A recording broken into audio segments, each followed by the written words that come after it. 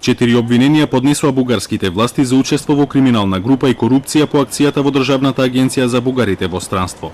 Директорот Петар Харалампиев, кого обвинителството го товари како главен на групата, и генералниот секретар Красимир Томов се двајца од обвинетите, додека останатите 16 уапсени се ослободени.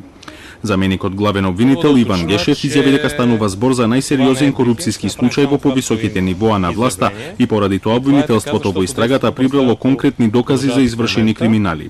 Од Македонија, од каде минатата година биле поднесени 10.000 барања за такви потврди, се уште не е побарана соработка за случајот. Македонија, македонската влада и македонските истражни органи се разбира доколку се укаже потреба за тоа, стоиме целосно на располагање да помогнеме доколку одредени наоди индицираат дека постои нешто кое што треба да се истражи во Македонија. По избивањето на аферата во Бугарија веднаш започнаа политички препукувања и меѓусебни обвинувања. Опозицијата обвини дека Агенцијата за бугарите во странство всушност е под контрола на Красимир Каракачанов и неговото ВМРО, а не како што е законски пропишано под вице-премиерот.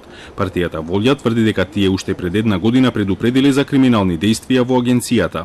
Тогава Каракачанов и ВМРО на база на сигналите, които вече ги имал преди година и нещо, застават твърдо зад шефа и цялата група, която сега се оказа, че е организирана престъпна група, според прокуратурата. Од партијата на Каракачанов пак вратија дека случајот се користи за политички маркетинг. Няма как по никакъв начин с подобни тези и лъжи на грба на ВМРО да си прави политически имидж. Обвинителството го сомничи Харалампиев дека ја организирал групата за да издава неосновани потврди за бугарско потекло на странци со цел добивање бугарски пасош. За таа услуга наплаќале од 5 до 8.000 евра давани на најниските службеници, а потоа распоредувани низ агенцијата од Харалампиев и Томов. Според податоците од бугарските власти, досега се издадени 153.000 пасоши, а 38.000 се во процедура. Најголем интерес имало во Македонија, а потоа следат Србија, Молдавија, Албанија и Русија.